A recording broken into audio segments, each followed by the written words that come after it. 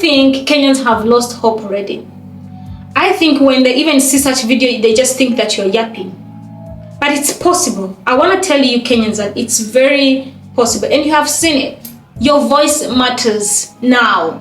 You have seen it through your finance bill protests. You have seen it through your impeachment of your vice president. So now it is possible to reclaim security. We need police all over the street. We need military guys all over the street. We cannot be going to protect other countries and we are not protected. We just cannot. We need those militaries fast, be everywhere. Many of us Africans are so ignorant of our national matters. And I love that actually Kenyans have started, they are among few youth or among few people in Africa who are now more concerned about their national matters than ever.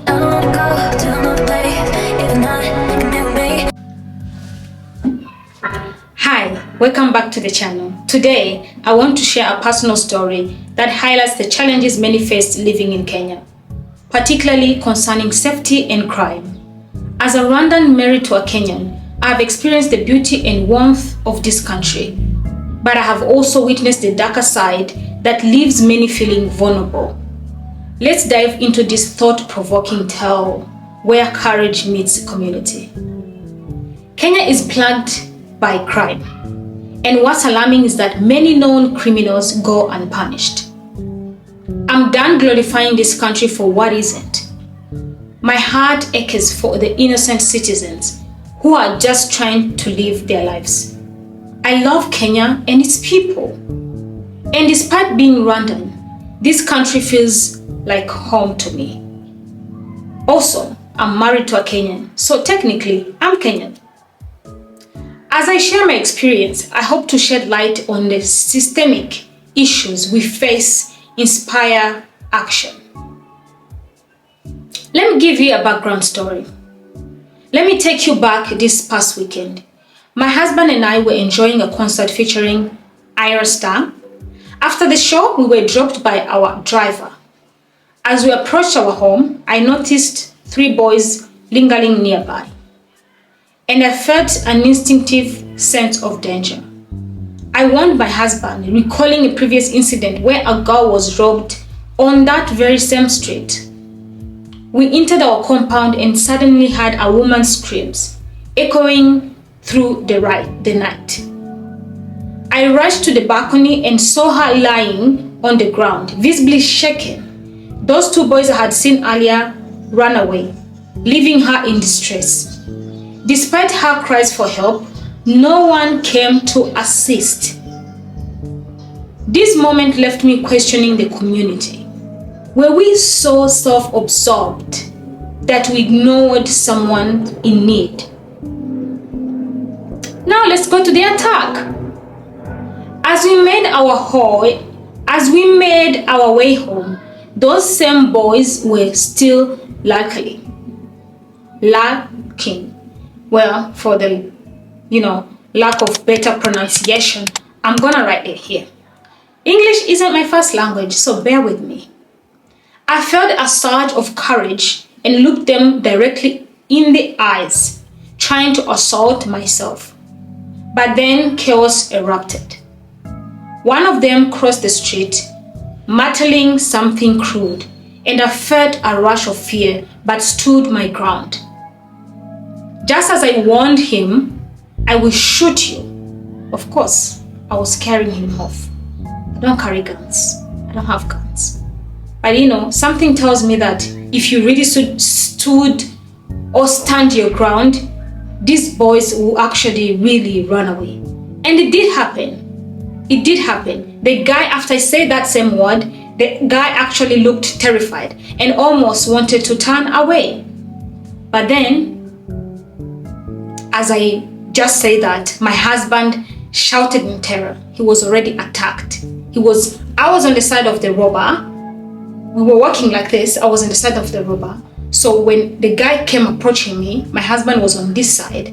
So my husband now turned from my back to go to the side where the guy was trying trying to, say like, yo, back off. But then immediately he shouted in terror. He was already attacked. In an instant, my husband pulled me away, but I fell and injured myself in the process. Luckily, some Maasai nearby heard the commotion and rushed to help, causing the attackers to flee. But the psychological impact of that moment is something I will carry with me forever. As we speak now, I'm standing. I can't be able to sit properly. My leg is injured badly. I'll probably try to put the image here, but although I don't think it's necessary, but I will try to put it here, although I think it's a very disturbing image. But I'll possibly put it here to show you the injury. So, a comparative story, another story of some similar thing that happened to me. This incident isn't unique to me. A couple of years ago, I was nearly robbed at gunpoint while picking up groceries. A motorbike approached me, and before I knew it, a man was pointing a gun at me. Yes, a gun, demanding my phone. Instead of submitting to fear, I chose to run. Every time I tell people this story that I ran from a gun, they're like, "Girl, you crazy. You should have just gave him that phone and saved your life." I can't explain myself. I don't know how that happened. I don't know why I ran. My instinct just told me that this isn't a gun, because I looked at it like this and I was like, this isn't a gun. And then I was like, there's no way you're gonna shoot me. There was a gate here, a gate there, and there was a salon, a hair salon. It's there in Kileleshwa, Ole Kajodo Road, for those who are in Nairobi, Ole Kajodo Road. Just when you're about to turn, facing a liquor store that is somewhere on the road up there, Ole Kajodo Road, for those who knows, where there's a lady who sells vegetables, a lot of vegetables. There's two ladies who sell vegetables on the street. That's where I was going. So I was like, there's no way this guy can shoot me.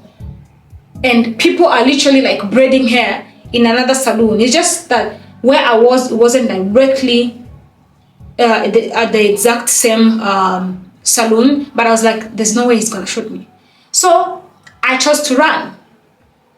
Obviously, yeah, the gun felt more like a prop than a threat to me, and I managed to escape unharmed. But these experiences highlight a troubling pattern. It's not just me. Many people in Kenya have faced similar threats. Yet the response is often silence.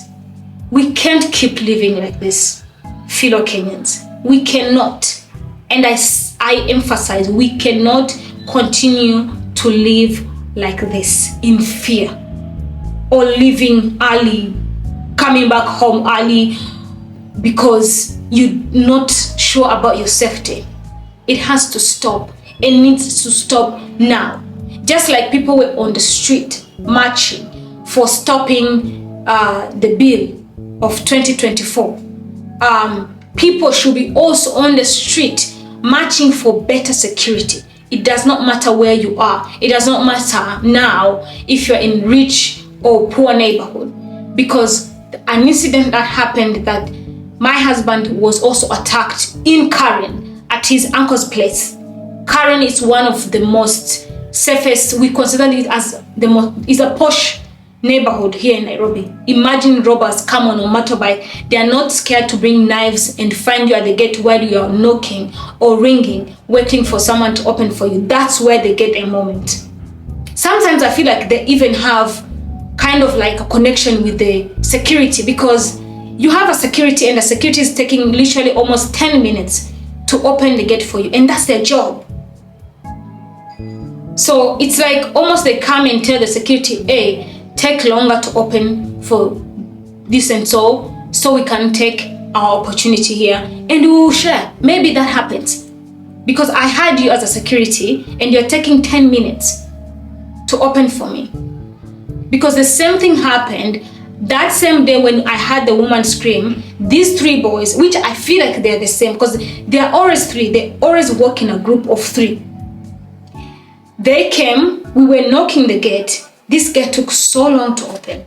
And then the guy, one of the guy also again came and was holding his hand was inside the pocket trying to scare us that he had something with him. He came facing us when we were standing at the gate, waiting to be opened for. Because that moment, we were so lucky that the security guy immediately opened when the guy was about 10 steps away from us. Let's continue. Call to action.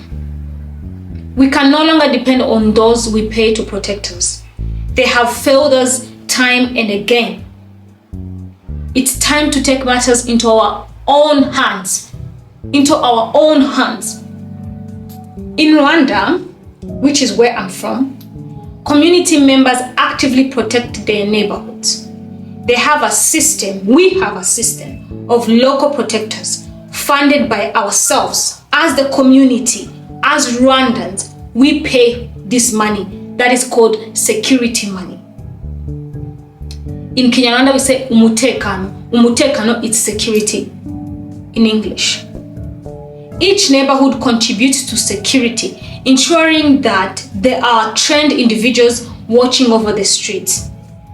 These people, this money we paid to the sector, I think it's a sector, Akagadi, Umudugudu, a sector, there's a district. Yeah, we pay to the lowest authority, not to the country level. These authorities, they find people in the same neighborhood, they train them, they give them uniforms, they give them weapons, not guns though, they don't carry guns, but they work in a group of like 10 people with sticks and all the kinds of tools they can use to protect the people, the community. They work together mostly in neighborhoods that are known, mostly around like 10 homes or 15 homes. They keep walking around those homes until morning. When they meet you and you even look suspicious, they stop you, they ask you for your ID, and sometimes they ask you where you stay. They take you until your home. That's the same thing. Even if you're in a bar or a club and you seem lost or what, they call immediately those guys to come and take you home. That's how it works. Everybody feels safe. And then on the common street, those who have been in Rwanda, you know that securities, police, military, they are all over the street. They're all over the streets. They're in places where sometimes you cannot even see them. They are walking around, ensuring security of the people is at the forefront of the national matter. If that makes sense. I'm trying to sound politically, correct. Something like that. I hope you get what I mean. So, I urge all Kenyans to unite and create our own safety networks. Let's organize neighborhood watches, hire security personnel, and demand consistent police presence. It's not enough to be vigilant. We must actively protect our communities. I'm sorry for the background noise. I hope you were able to hear me still. So let's close this, guys. It does not matter where you're watching from. It does not matter whether you're Kenyan or you are not. Because this is a free world. That's why I'm concerned as a free world citizen. A free world citizen. I'm Rwandan, but I'm talking about security in Kenya because let's say even if I was not married to a Kenyan, I think I will still talk about these things because my kids are going to be Kenyans. So I need to make sure I'm basically fighting for a better country for my children, for the children of my brothers, my sisters, for the children of my Kenyan fellows. Because I love Kenya. I feel home in Kenya just like I feel home in Rwanda. The two countries that I take so dearly to me in Africa, where I haven't been to so many other African countries, but there's Kenya, there's Rwanda. Rwanda, of course, is my country, will always be home. So, closing, ladies and gentlemen, the systemic issues we face are rooted in corruption and neglect. Change starts with us, citizens. willing to rise up and speak out against injustice, crimes, and all matters that disturb our peace, our security, and our humanity. Together, we can foster a culture of safety and accountability. I want to hear your thoughts and suggestions in the comments below. Please. I find so many of us being so ignorant, and this breaks my heart to see someone thinking that this is not their issue because today they are okay. But my dear friend, you have a child. You don't know what he's gonna. Maybe today you're okay. Maybe you will never face kind of like criminal or kind of security issue until you leave this world, until you die. But think of the people you are leaving. Think of tomorrow of this country. Many of us Africans are so ignorant of our national matters. And I love that actually Kenyans have started, they are among few youths or among few people in Africa who are now more concerned about their national matters than ever. We have all seen in the past how Kenyans went on the street to reject the finance bill, to reject any bad act. Now they have impeached the vice president. That shows you that it's time that we continue to be involved in our national matters, in things that do not work for us as the people of the country. It is time that citizens, we stop being ignorant on all kinds of issues, be it finance bill, be it security, which is my main concern right here, right now, security. Let us find these criminals and make them be held accountable for their actions. Like right now, I did not run to go to the police to say that I was robbed and I got injured. Because let me tell you what, if I go, nothing will happen. They will only say, okay, so what do you want us to do? Probably you have to pay money now. You have to pay money to get justice. You have to pay money so these people can be found, because Kenya has security cameras, you know.